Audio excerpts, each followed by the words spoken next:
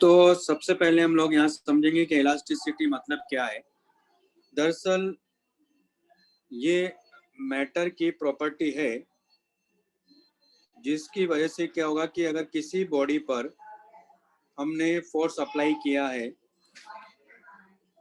तो उसमें क्या होगा, डिफॉर्मेशन क्रिएट होगा। और अगर हमने इस फोर्स को रिमूव किया तो आप देखोगे कि वो बॉडी अगर अपनी शेप में आ जाती है या साइज में वापस आ जाती है, शेप एंड साइज दोनों में वापस आ जाती है, तो जिस प्रॉपर्टी की वजह से ऐसा हो रहा है उसको बोलते हैं elasticity. Okay, it is the property of matter due to which body regains its shape and size after removing the deforming force। Okay, लिख लीजिए इसको।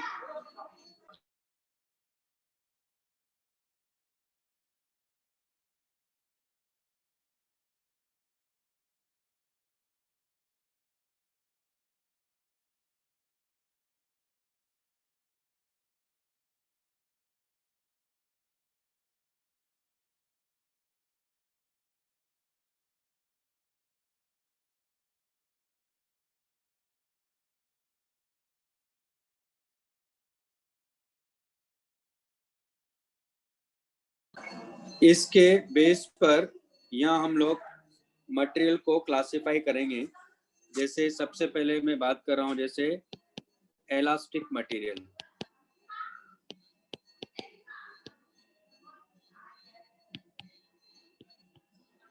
इलास्टिक मटेरियल में क्या होगा कि अगर हमने यहाँ फोर्स अप्लाई किया तो बॉडी पर जैसे फोर्स रिमूव करेंगे तो यानी रिमूव करने के पहले जब फोर्स हमने अप्लाई किया तो उसमें डिफॉर्मेशन क्रिएट होगा, लेकिन जैसे फोर्स आप रिमूव करोगे तो आप देखोगे कि वो बॉडी वापस अपनी शेप में आ जाती है और कोई एनर्जी का लॉस भी नहीं होता है।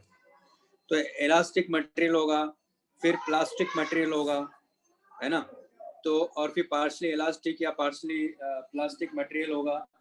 तो इस केस में क्या है कि हम लोग जो बात करने जा रहे हैं 10 इलास्टिक मटेरियल मतलब आइडियल मटेरियल की बात कर रहा हूं मैं। तो material is ideal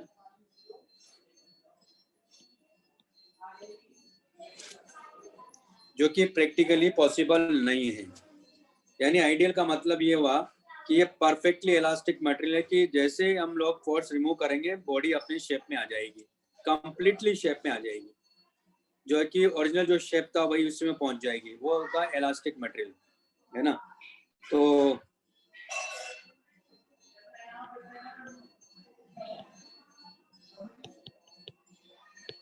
after removing the deforming force, body completely regains its shape and size. No energy loss.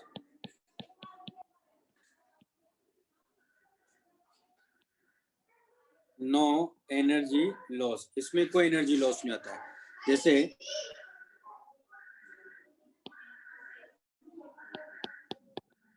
मान लो कि जैसे ये कोई बॉडी है,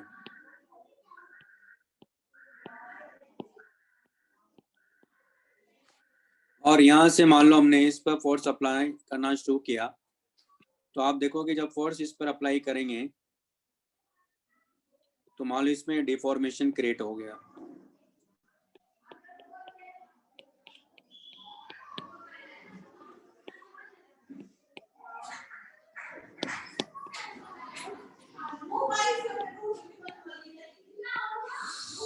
ठीक है, लेकिन ये हुआ आफ्टर अप्लाइंग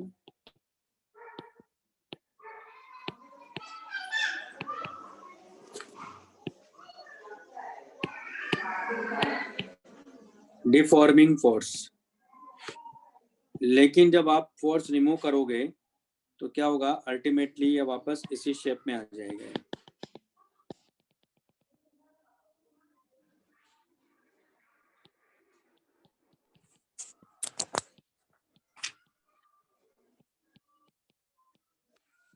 तो ये आफ्टर रिमूविंग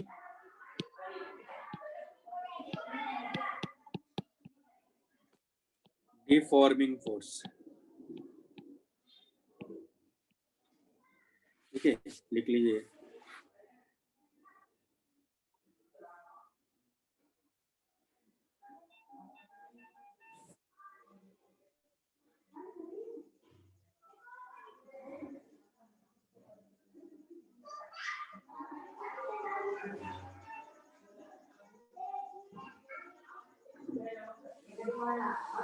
तो ऐसा मटेरियल वैसे प्रैक्टिकली पॉसिबल नहीं है, क्योंकि जब फोर्स अप्लाई करोगे तो डिफॉर्मेशन मिलेगा ही मिलेगा।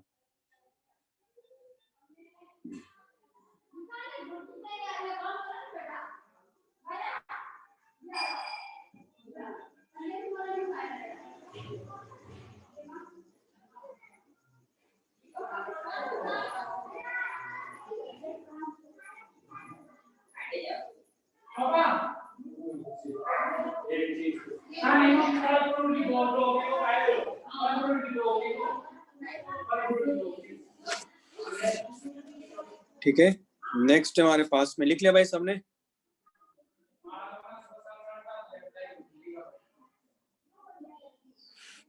नेक्स्ट है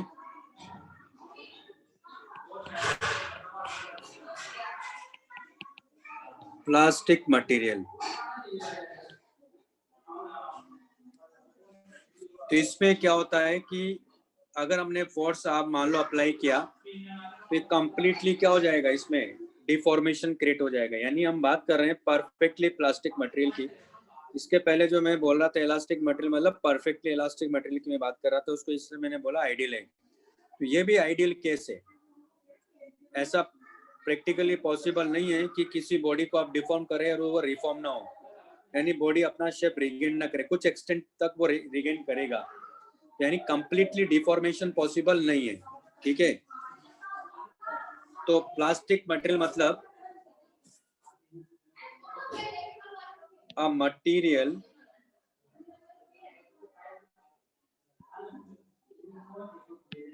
a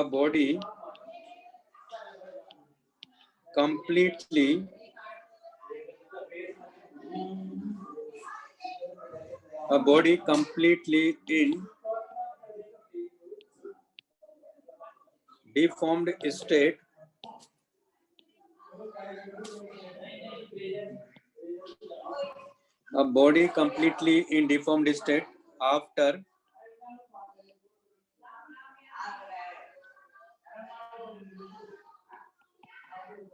removing the deforming force.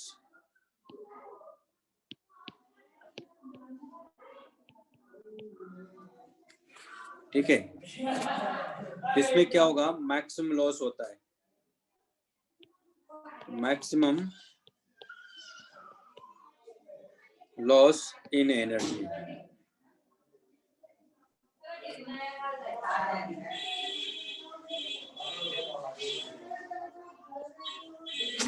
यानी जैसे क्या होगा कि मान लो ये कोई मटेरियल, ये प्लास्टिक मटेरियल है, मान लो ये आदमी यहाँ है, इसने फोर्स लगाया, तो इसमें क्या हो गया, डिफॉर्मेशन क्रिएट हो गया है।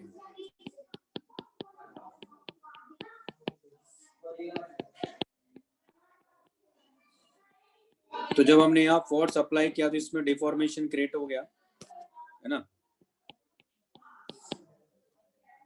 और यानी ये आफ्टर अप्लाइंग,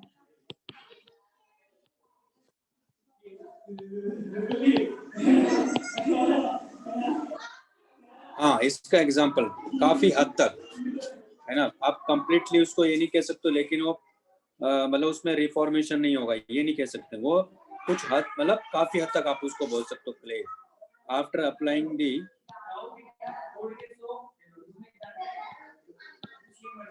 डिफॉर्मिंग फोर्स, और उसके बाद जैसे फोर्स रिमूव करेंगे इसका शेप रिगेन होना चाहिए, लेकिन ये इसी शेप में रह जाएगा।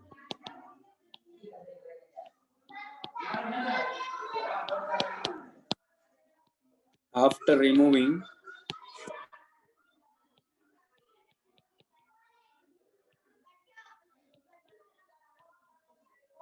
डिफॉर्मिंग फोर्स,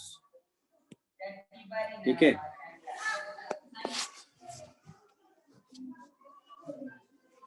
लिख लीजिए इसको।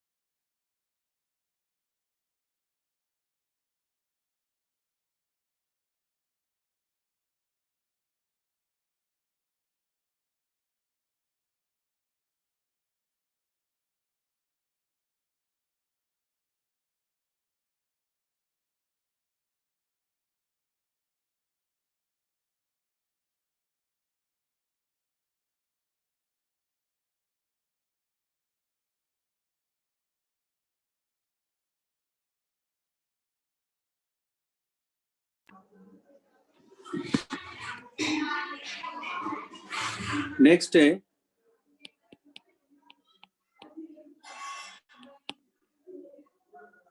पार्शियली इलास्टिक और पार्शियली प्लास्टिक।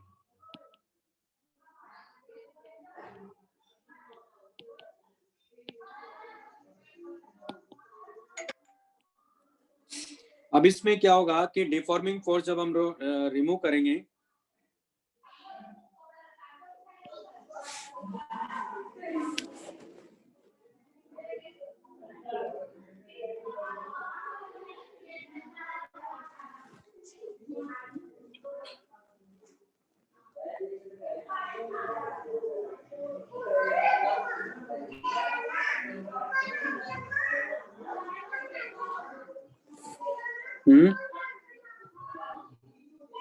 लिख लिया,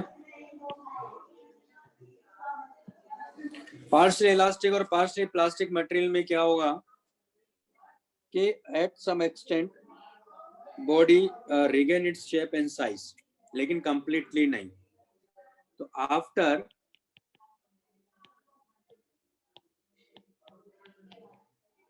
removing the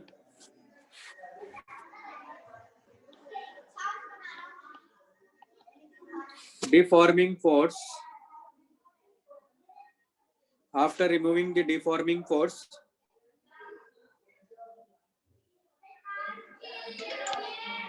at some extent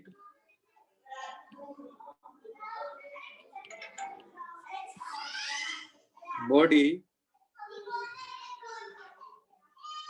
regains its shape and size. मतलब क्या होगा? मान लो जैसे कि ये बॉडी है,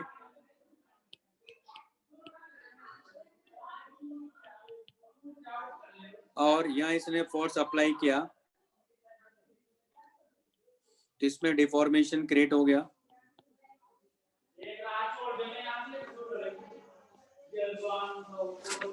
तो आफ्टर अप्लाइंग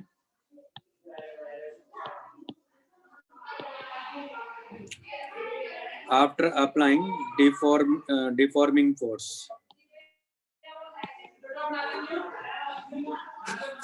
और अगर हमने यहाँ से इसको रिमूव किया फोर्स को, तो क्या होगा? देखो यहाँ तक तो कंप्लीट नहीं आएगा और न यहाँ तक आएगा, यानी कुछ हद तक ये शेप रिगेन करेगा ये. तो आफ्टर रिमूविंग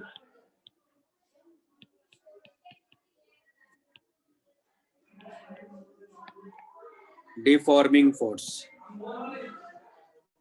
ठीक है, वैसे नोट्स तो मैं बना रहा हूँ बोर्ड के लिए, ये आप रखिएगा, काम आएंगे आपके, है ना. वैसे तो मैं जो थ्योरी है वो कंप्लीट थ्योरी पढ़ा रहा हूँ मैं. अभी तक जो भी मैंने आपको पढ़ाया सारी कंप्लीट थ्योरी पढ़ाया है, जो भी पार्ट पढ़ा रहा हूँ मैं.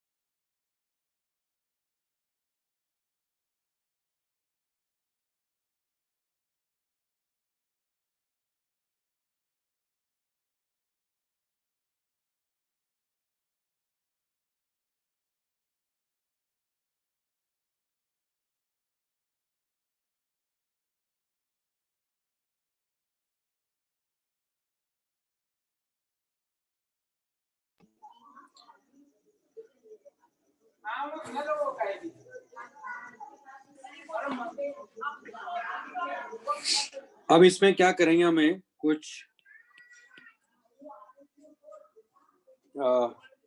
फिजिकल क्वांटिटीज हैं, पहले उनके बारे में स्टडी करेंगे, फिर हम लोग आगे बात करेंगे कि किस तरह से, मतलब एक तरह से इलास्टिसिटी को कैसे मेजर कर सकते हैं उसके बारे में, है ना. तो सबसे पहले बात करेंगे हम लोग स्ट्रेस के बारे में.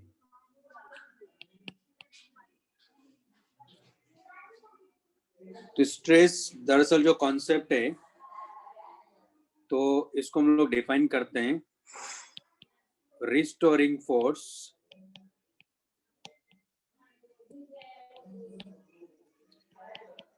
Per unit area. तो स्ट्रेस को भी 3 पार्ट में डिवाइड किया गया. एक है लॉन्गिट्यूडनल,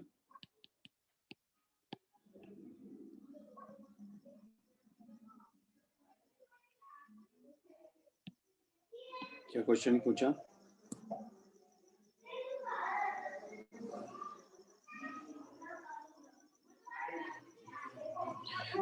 हाँ, एनर्जी का तो लॉस होगा नहीं, तो एक तरह से एसएचएम ही करेगा वो, मतलब एसएचएम नहीं कहेंगे लेकिन ऑसिलेशन करेगा। वो तो डिपेंड करेगा कि किस तरह की बॉडी है, क्या है, तो ऑसिलेट करेगा, क्योंकि एनर्जी का तो डिसिपेशन होगा ही नहीं। तो लॉन्गिट्यूडिनल स्ट्रेस,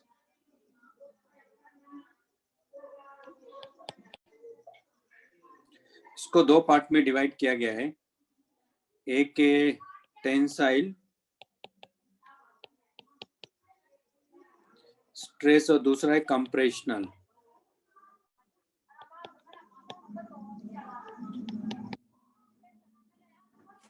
दूसरा जो स्ट्रेस होगा वो होगा शेयरिंग स्ट्रेस,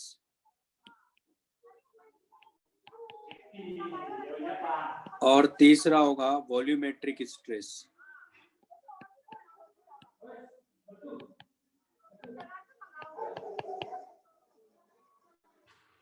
ठीक है, तो एक एक करके बात करते हैं। तो सबसे पहले मैं बात करूंगा, और मेन कॉन्सेप्ट यही है, restoring force per unit area. तो लॉन्गिट्यूडिनल स्ट्रेस क्या है, देखो लिख लीजिए इसको।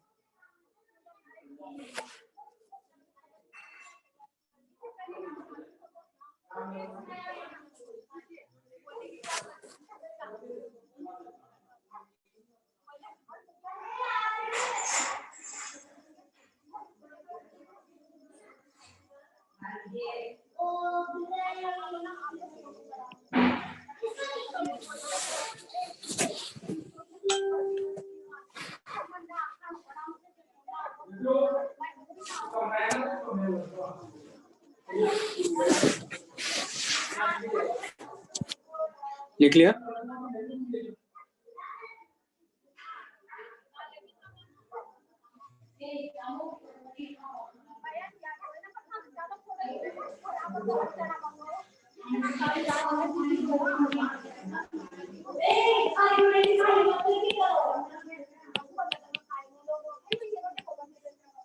लॉन्गिट्यूडिनल स्ट्रेस,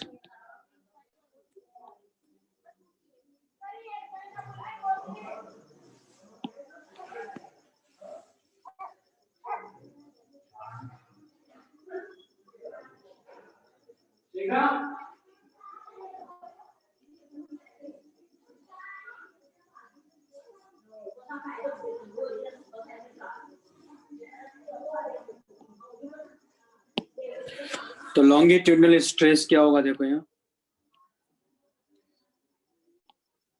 मान लो कि ये वॉल है और ये एक रॉड है, इसकी अपनी नेचुरल लेंथ एल है। मान लो हमने यहाँ इस पर फोर्स अप्लाई किया, फोर्स अप्लाई करने की वजह से मान लो इसका एक्सटेंशन हो जाता है, तो लेंथ हो गई इसकी एल प्लस डेल्टा एल। इसका जो एरिया क्रॉस सेक्शन है यहाँ, वो हमारे पास में ए है, तो हमने इस सरफेस यानी इसके एरिया क्रॉस सेक्शन के जो उसके अलोंग हमने फोर्स अप्लाई किया, यानी जो प्लेन बनेगा उसके परपेंडिकुलर फोर्स अप्लाई किया। तो यहाँ जो लॉन्गिट्यूडिनल स्ट्रेस है उसको लिखेंगे एफ बाई ए। ठीक है, जहाँ एफ अब नहीं, एफ बाई ए नहीं होगा, क्या कॉन्सेप्ट तो वही है, longitudinal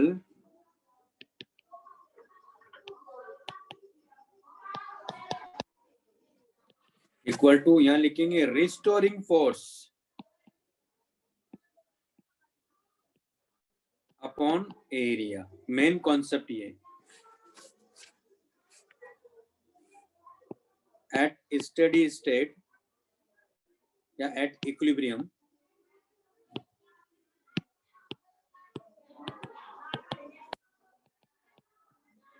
restoring force will be equal to external force। तो यहाँ जो हमारे पास स्ट्रेस अपने को मिलेगा उसको मैं सिग्मा ले रहा हूँ, तो जाएगा एफ बाई ए, जहाँ एफ क्या है, एक्सटर्नल फोर्स है, लेकिन ये कहाँ इक्विलिब्रियम पर है। अच्छा, इसी में अगर आप देखो इन दोनों का सेम मतलब एक ही है, ये फिगर ए है और ये फिगर बी है, दोनों का मतलब एक ही निकल रहा है।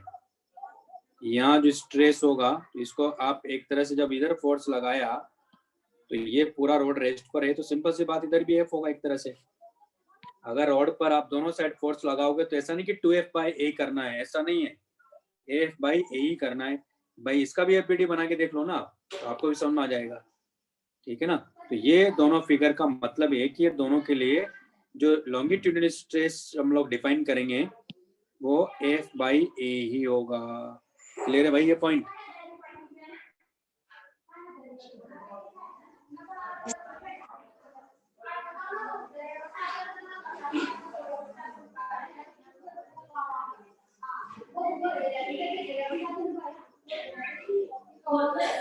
भाई बात समझ में आ रही है ना? हाँ सर।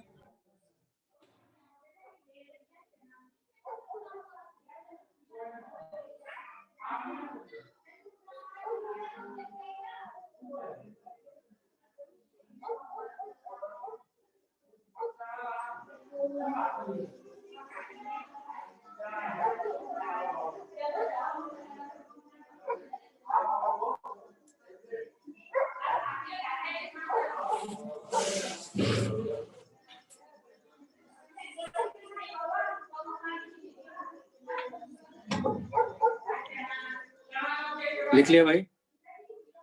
अच्छा, इसको हम यहाँ क्या बोलेंगे? इसी स्ट्रेस को लॉन्गिट्यूडिनल स्ट्रेस तो बोल ही रहा हूँ, क्योंकि फोर्स इस तरह से लग रहा है यानी इसमें एक्सटेंशन प्रोड्यूस कर रहा है, इसलिए इसको बोलेंगे टेंसाइल स्ट्रेस। इस केस में क्या हो गया है? टेंसाइल स्ट्रेस है। कंप्रेशनल की बात करेंगे तो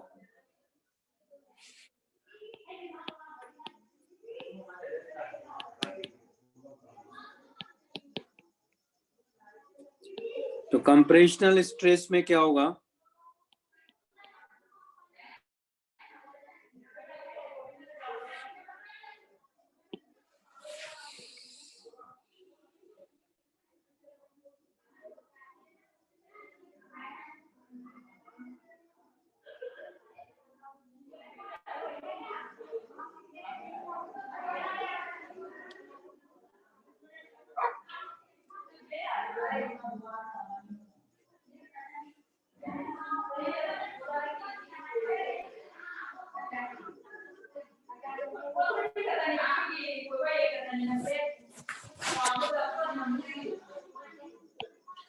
कंप्रेशनल स्ट्रेस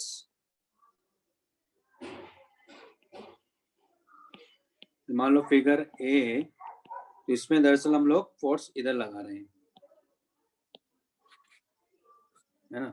और बी वाली फिगर की अगर हम बात करें तो इधर एफ है और इधर भी एफ है।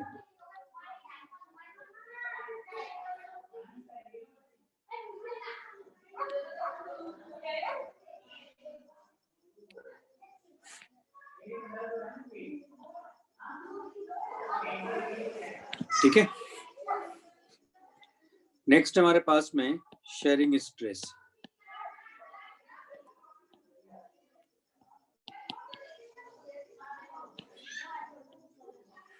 शेयरिंग स्ट्रेस में क्या होगा? इसमें हम बात करते हैं शेयरिंग स्ट्रेस इक्वल टू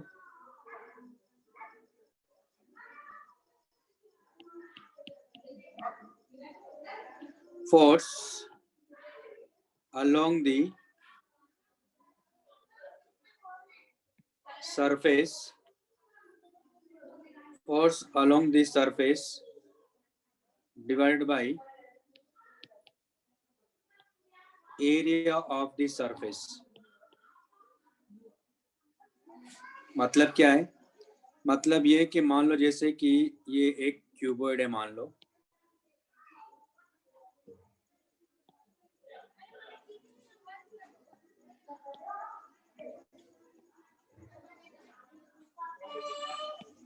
और इसको मान लो हमने यहाँ फिक्स किया है और यहाँ से फोर्स एफ अप्लाई कर रहे हैं, और इसका जो एरिया है वो ए है।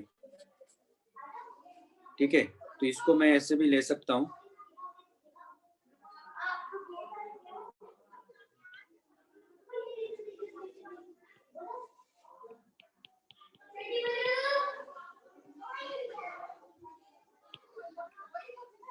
तो यहाँ फोर्स एफ है, इसका एरिया ए है,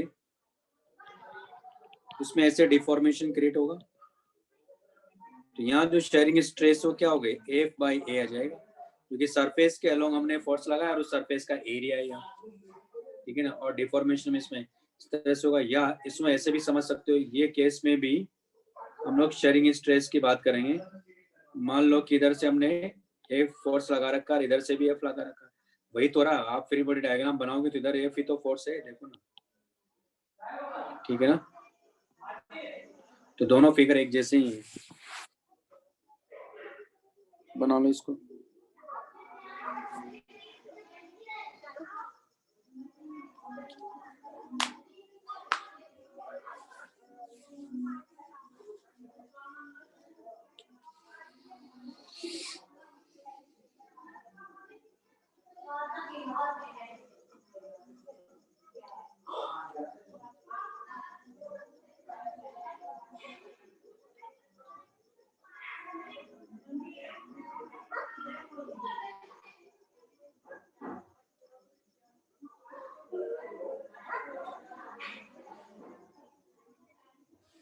लिख लिया?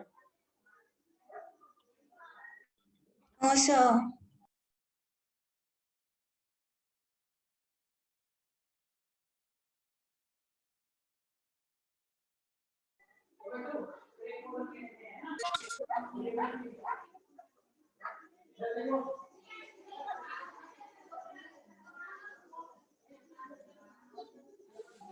लिख लिया क्या?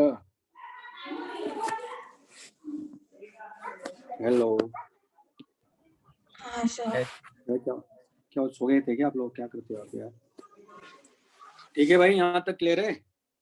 शेयरिंग स्ट्रेस समझ में आ रहा है क्या होता है? Yes sir.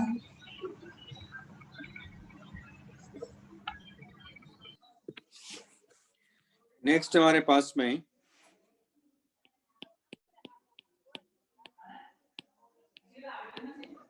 Volumetric stress.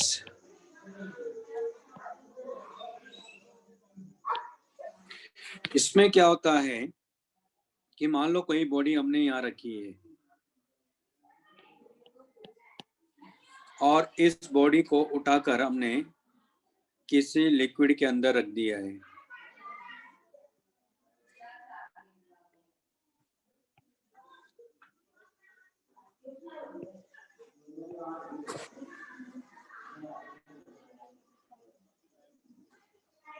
तो इसमें क्या होगा, ऐसे डिफॉर्मेशन होगा।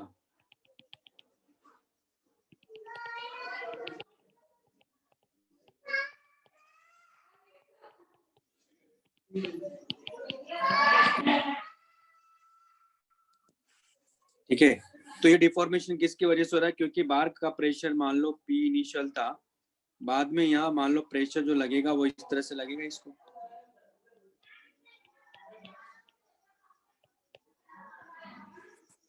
इसकी वजह से इसका वॉल्यूम क्या होगा, चेंज होगा। तो यहाँ जो हम बात करेंगे वो जाएगा दरअसल डेल्टा पी।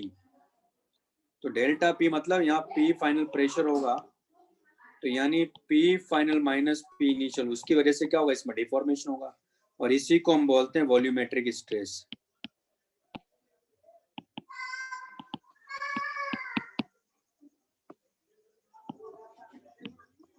ठीक है ना,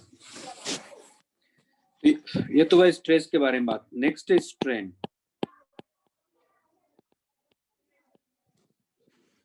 तो जब भी स्ट्रेस या स्ट्रेन की भी हम लोग बात करने जा रहे हैं, इसका मतलब हमने फोर्स अप्लाई किया हुआ है, तभी ऐसा हो रहा है ना। स्ट्रेन में क्या होगा, स्ट्रेन को कैसे डिफाइन किया गया? तो स्ट्रेन को डिफाइन किया गया चेंज इन कॉन्फ़िगरेशन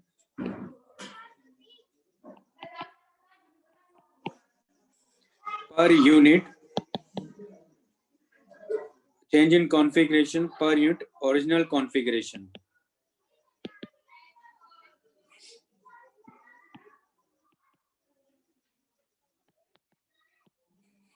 ठीक है, तो देखो कैसे यहाँ भी इसको भी 3 पार्ट में डिवाइड किया गया है।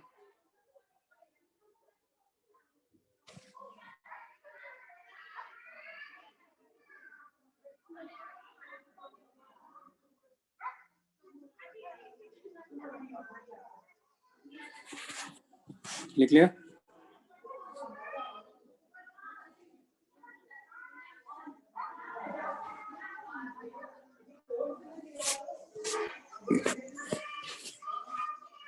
भाई सबने लिख लिया?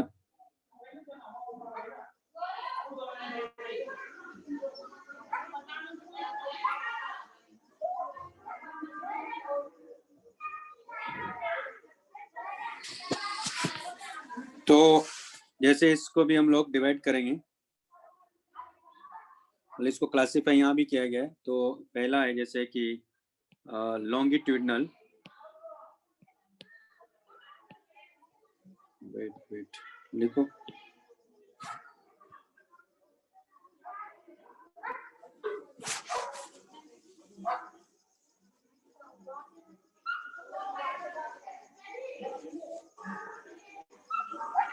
लिख लिया?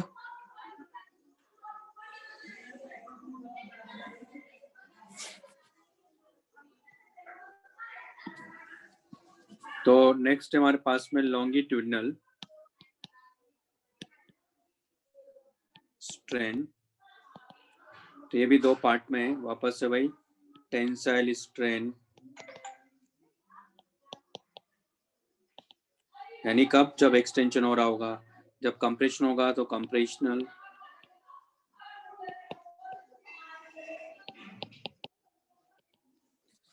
तो इसमें कैसे देखते हैं हम लोग, लॉन्गिट्यूडनल स्ट्रेन का मतलब है change in length divided by original length. मतलब ऐसा है कि मान लो ये हमारे पास में एक रॉड है और इस पर हमने फोर्स अप्लाई किया तो इसमें डिफॉर्मेशन क्रिएट हो गया।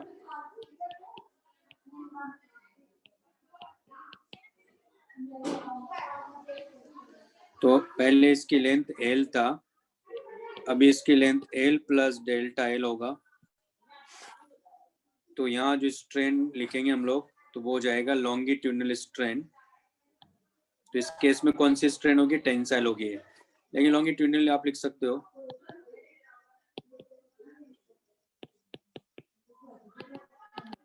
हो जाएगा डेल्टा L बाई L,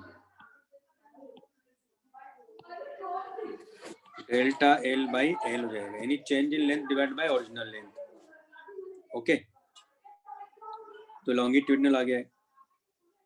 दूसरा है हमारे पास में शेयरिंग स्ट्रेन।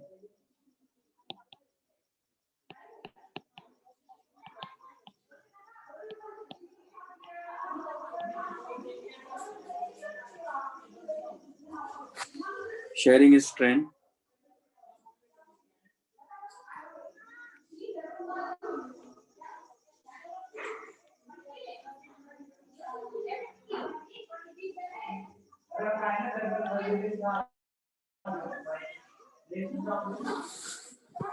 शेयरिंग स्ट्रेन, ठीक है।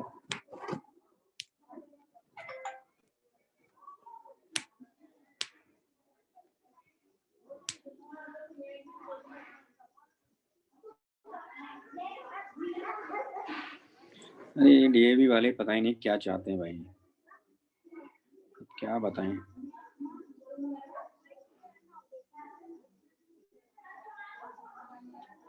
वहां जाके क्या किया करो आप लोग, खांसना शुरू कर दीजिए, है ना, छींकना शुरू कर दीजिए, वहां खांसना और छींकना। नहीं, यही करो, स्कूल में जाके खांसना और छींकना शुरू कर दीजिए।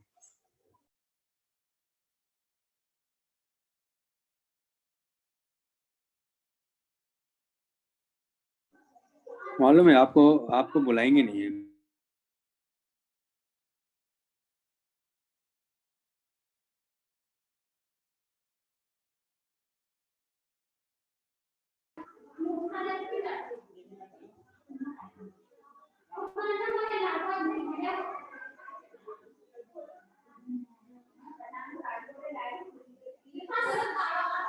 क्या बोलते हैं?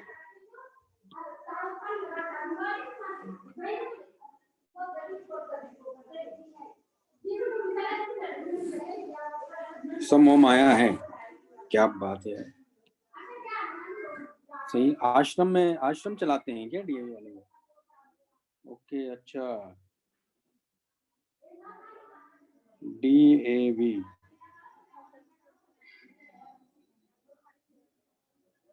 अच्छा, दयानंद एंग्लो वैदिक है नहीं?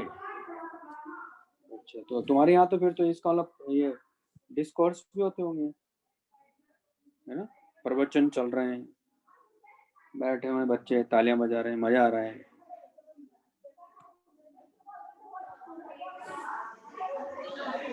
सब मोह माया है।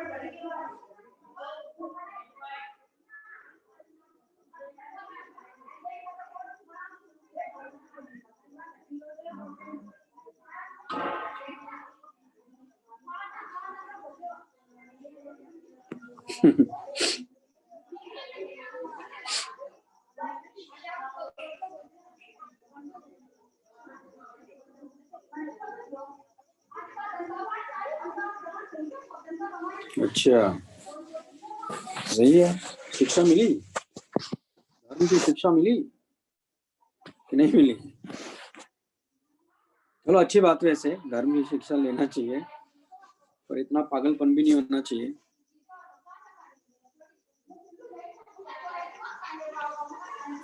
नेक्स्ट है हमारे पास में शेयरिंग स्ट्रेंथ। अब तो भाई क्या कर सकते, कुछ नहीं कर सकते।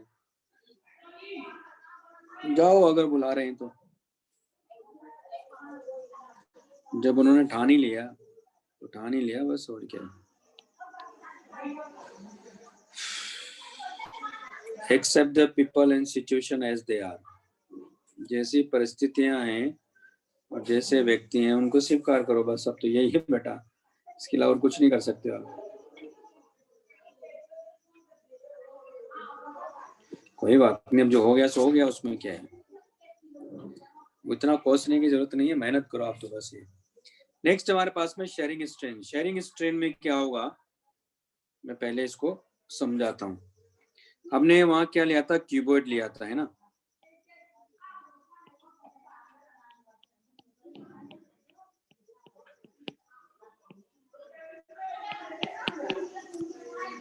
तो एक क्यूबॉइड है, हमने यहाँ फोर्स अप्लाई किया F,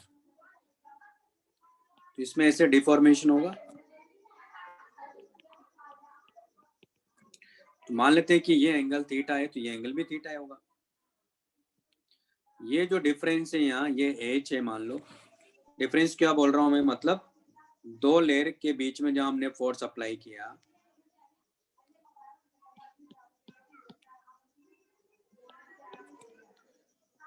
और ये H है, तो इसमें क्या हो रहा है, डिफॉर्मेशन हो रहा है। यानी आप देख लो कि दो लेयर के बीच में जो फोर्स है, उनके बीच में एक का दूसरे के रेस्पेक्ट में क्या हो रहा है, रिलेटिव डिस्प्लेसमेंट हो रहा है। तो मान लो रिलेटिव डिस्प्लेसमेंट जो हो रहा है यहाँ, ये x से मान लो। तो शेयरिंग स्ट्रेन ये कहता है, पहले इसको इस तरह से डिफाइन किया गया है, relative displacement of one layer with respect to relative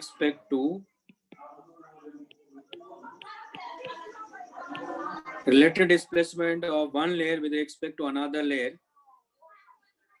divided by distance between the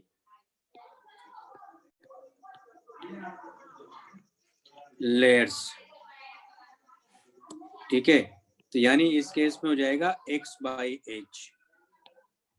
क्या मिलेगा आपको, x/h। ये कॉन्सेप्ट है, relative displacement of one layer with respect to another layer divided by distance between layers. इसको इस तरह से define किया गया है, तो x/h हो गया इस केस में। ठीक है,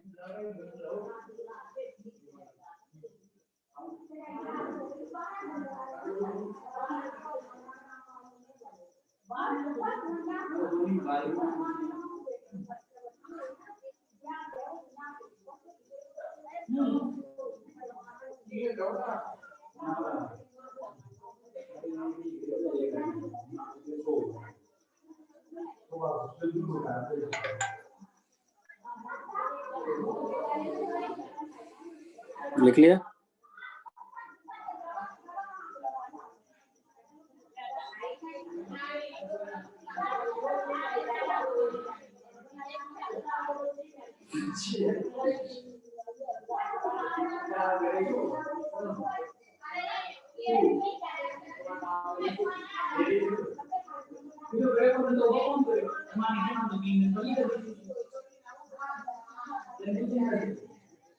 हो गया ना? नेक्स्ट हमारे पास में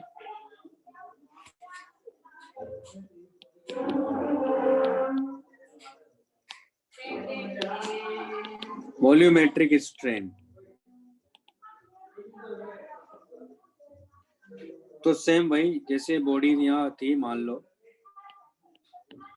और इनिशियल में इसके ऊपर जो फोर्स था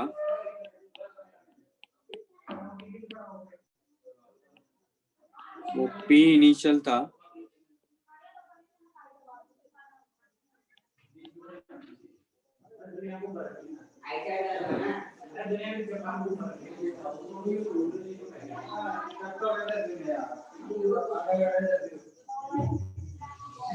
और ये बॉडी को मान लो हमने यहाँ रखा और इसमें डिफॉर्मेशन हुआ है। इसका पहले वॉल्यूम V था, बाद में volume V minus delta V हो गया।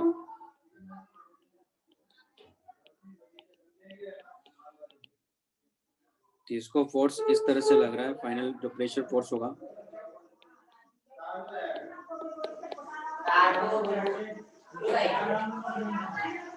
तो इसको हम लिखते हैं volumetric strain equal to change in volume divided by original volume. ठीक है, लिख लीजिए इसको।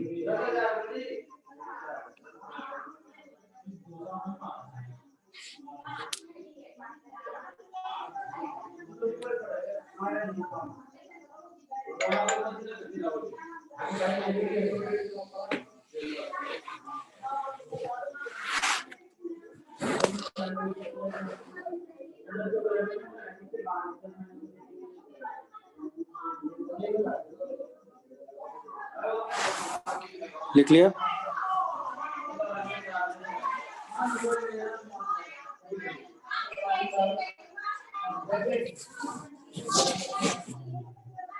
नहीं तो बाहर जो प्रेशर अप्लाई कर रहे हैं वो होता है।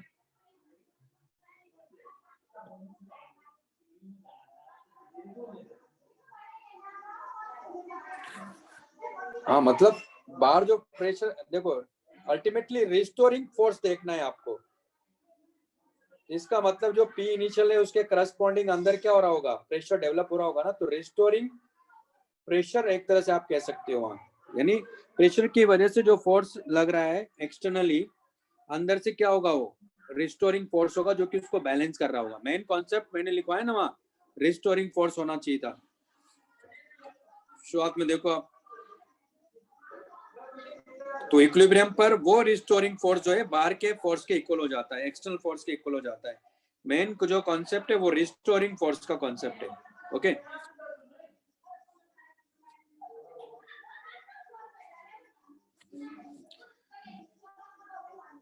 नेक्स्ट हमारे पास में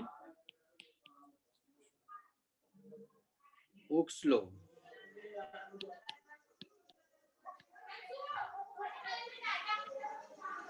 हुक्स लॉ ये कहता है विद इन दी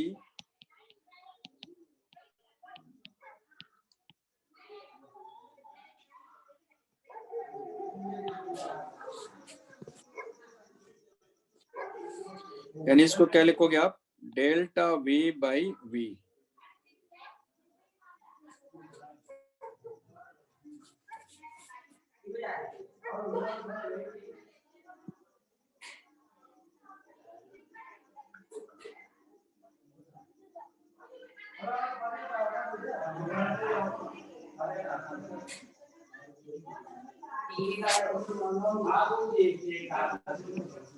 टुक्सलो क्या कहता है? With in the elastic limit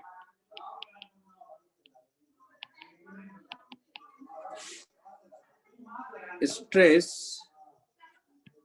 is directly proportional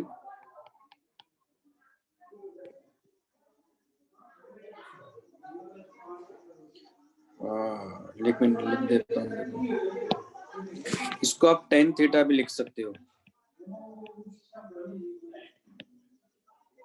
if x less than अगर h है तब आप इसको शेयरिंग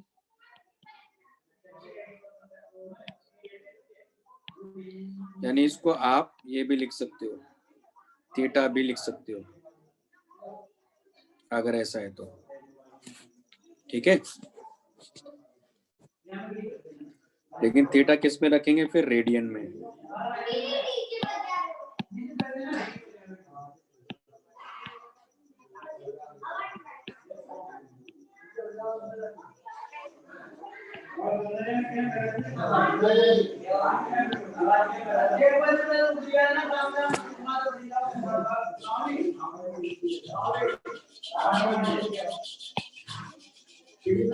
लिख लिया?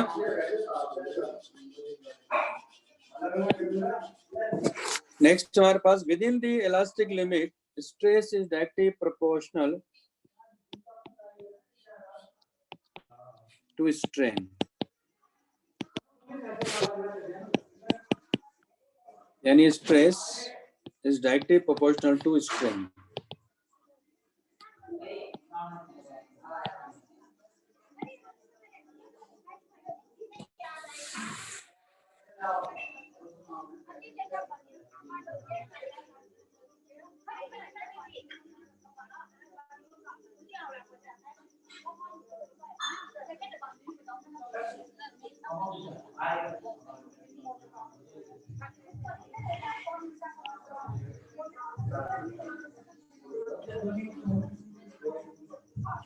ठीक है, यानी आप इसको ऐसे भी लिख सकते हो, स्ट्रेस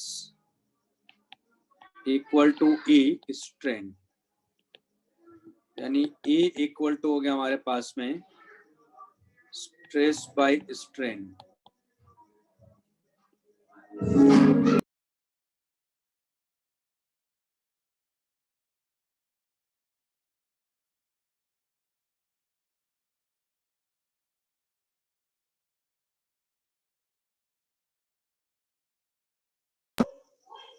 है ना? तो इसको बोलते हैं मॉड्यूलस ऑफ इलास्टिसिटी, जो कि हमेशा पॉजिटिव होगा। Modulus of elasticity. ओके, अब एक एक करके यहाँ भी modulus of elasticity, 3 types of modulus of elasticity की बात करेंगे हम लोग। यहाँ लिख लीजिए।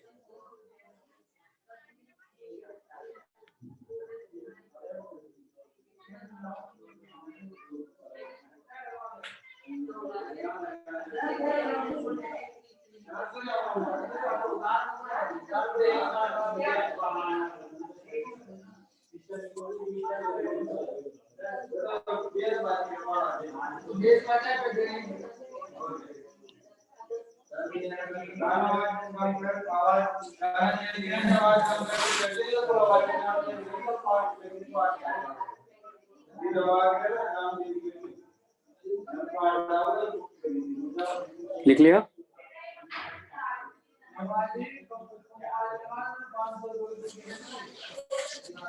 तो यहाँ 3 तरह के, है ना, ये लास्ट पार्ट है, इसको आज के लिए इतना ही करेंगे हम लोग। तो लास्ट पार्ट में हम बात करने जा रहे हैं। सबसे पहले ले रहा हूं मैं यंग्स मॉड्यूलस।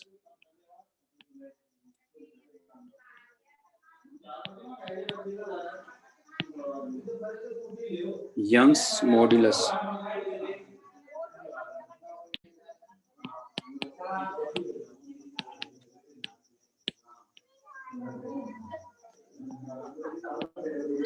इसको जनरली y से डिनोट करते हैं, तो यहाँ हो जाएगा y equal to longitudinal stress upon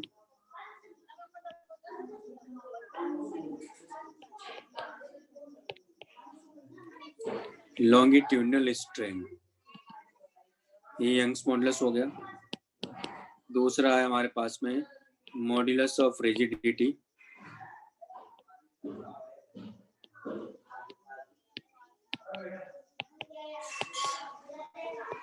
इसको एटा से डिनोट करेंगे, यानी eta equal to shearing stress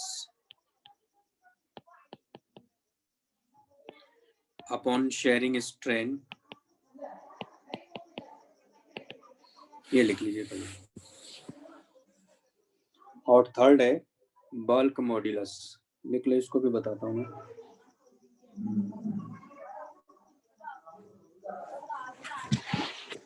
यानी यहाँ क्या हो जाएगा दरअसल, F by A divided by x by H, है ना, और यहाँ F by A divided by delta L by L.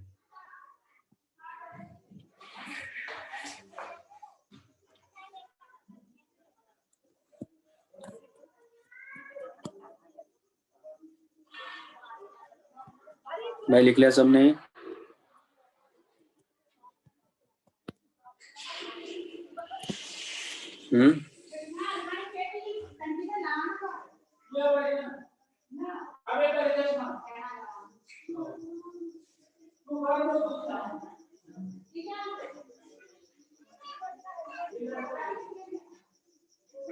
लिख लिया। नेक्स्ट पहले इसको हटाना पड़ेगा।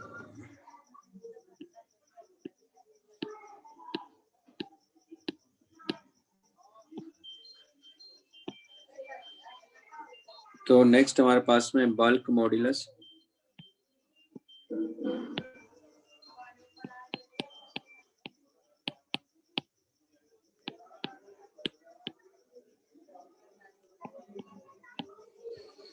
तो ये हो जाएगा हमारे पास में B equal to volumetric stress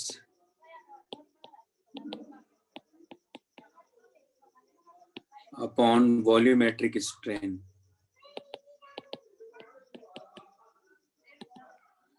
ये हो जाएगा delta P divided by minus delta V by V, क्योंकि बल्क मॉड्यूलस है, मॉड्यूलस मतलब मैग्नीट्यूड की बात करते हैं। तो ये नेगेटिव क्यों है, क्योंकि जब प्रेशर आप अप्लाई करोगे तो उसकी वजह से क्या होगा, वॉल्यूम डिक्रीज करेगा, इसलिए माइनस लेंगे, क्योंकि बी को कांस्टेंट रख, बी को पॉजिटिव रखना है। ठीक है, एक और होता है इसी में कंप्रेसिबिलिटी।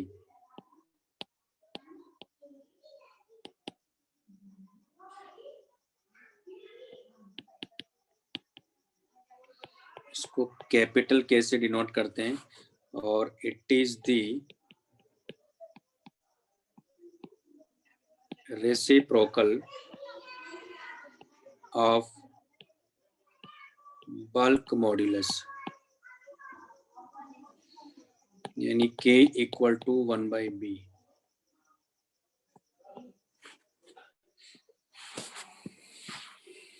तो आज इतना ही करेंगे, इसमें केवल एक ही पॉइंट रह गया, वो है आपका ग्राफ वाला पार्ट और एक एनर्जी वाला पार्ट, है ना, तो वो बताना है, और उसके बाद हो जाएगा। मुझे लगता है 1 घंटे में हो जाएगा, नेक्स्ट क्लास में करवा दूंगा।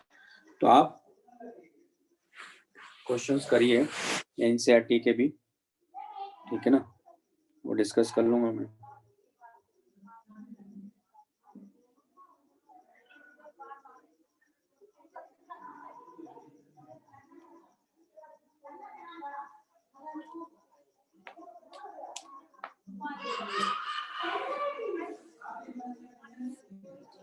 अच्छा, रेनॉल्ड्स नंबर भी है ना आपके कोर्स में, वो तो करवा दिए होंगे ना रेनॉल्ड्स नंबर, तो फ्लूइड मैकेनिक्स में करवाया होगा वो तो, है ना।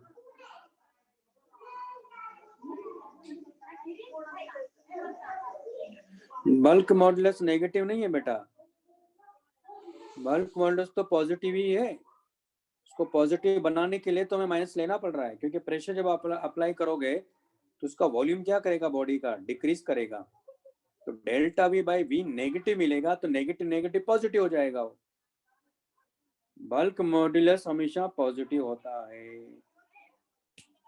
क्या नहीं करवाया? अच्छा, वो कोई बात नहीं, करवा दूंगा। वो है कि नहीं लेकिन कोर्स में रेनॉल्ड्स नंबर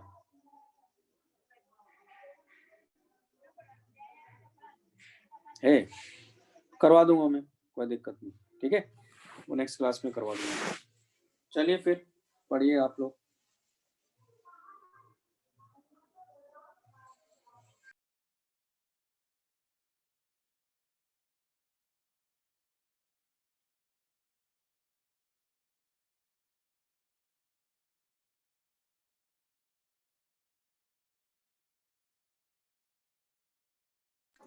सिग्निफिकेंट फिगर उसकी बात कर रहे हैं ना आप?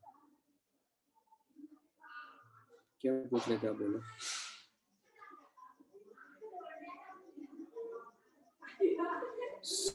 उसके क्वेश्चन तो अभी एनसीईआरटी से करो, जो भी दिया है, या फिर आप वहां से करो, एस वर्मा से कर लो, अगर आपको लगता है कि थोड़ा भी है। क्योंकि देखो एनसीईआरटी के क्वेश्चन में भी मानता हूँ कि जब तक हम लोग जेई एडवांस तक नहीं पढ़ लेते हैं ना, तब तक एनसीईआरटी क्वेश्चन होते नहीं है, मालूम है। लोगों को लगता है कि एनसीईआरटी तो पढ़ रहे हैं, बेटा उसके क्वेश्चन तभी बनेंगे जो आप जेई एडवांस तक का पढ़ लोगे। क्योंकि लेकिन आपके उस तरह के क्वेश्चन नहीं आते जो पीछे क्वेश्चन दे रखे हैं इन्होंने एक्सरसाइज में, ऐसे क्वेश्चन बोर्ड वाले नहीं पूछते हैं। तो मालूम मुझे एनसीईआरटी में इतना आसान थोड़ी, वो सारा पढ़ाएंगे तब एनसीईआरटी बनता है। तो छोड़ दो ऐसे क्वेश्चंस को, वो आपके बोर्ड में वैसे भी नहीं पूछेंगे, आपके स्कूल में नहीं पूछेंगे ऐसे क्वेश्चन, ठीक है। वो जब आपको जेई एडवांस का पढ़ा दूंगा ना मैं, तो आप कर लोगे, फिर कोई दिक्कत नहीं आएगी आप, ये पक्का है। सिंपल क्वेश्चन है, बहुत सिंपल क्वेश्चन आते हैं आपको। एक तो डेफिनेशन याद होना चाहिए, डेरिवेशन याद होना चाहिए, और जो फॉर्मूला है ना उससे फॉर्मूले से रिलेटेड ही क्वेश्चन पूछेगा, तो फॉर्मूला याद होना चाहिए बस। डायरेक्ट क्वेश्चन पूछा जाता है, ऐसा नहीं कि कोई घुमा के क्वेश्चन आता है। हाँ, इजी क्वेश्चन ही होते हैं, ठीक है। अगर एक बात बताइए, बोर्ड में अगर स्कूल के एग्जाम में भी अगर जेई एडवांस के क्वेश्चन पूछने लग गए तो फिर तो हो गया काम, वो कभी नहीं होता ऐसा। ओके, चलिए, okay, bye bye. Bye sir.